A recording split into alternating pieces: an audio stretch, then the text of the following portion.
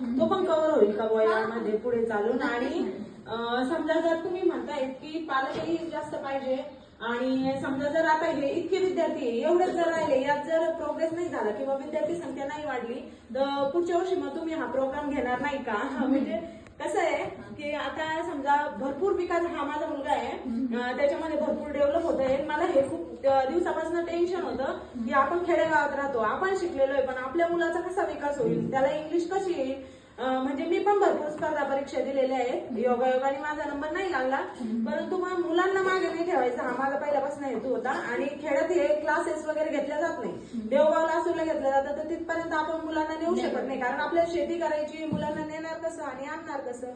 त्याच्यामुळे जो हा प्रोग्राम झाला ना, तर खरंच थँक्स तुम्हाला आणि आमच्या शिक्षक लोकांना पण थँक्स की त्यांनी हा प्रोग्राम इथपर्यंत आणला. कारण झेडपी शाळा म्हटल्यानंतर हे आणणं अशक्य आहे इथं, कारण फीस घेणं म्हणजे इथंच पालकांचे प्रश्न तयार होऊ लागतात.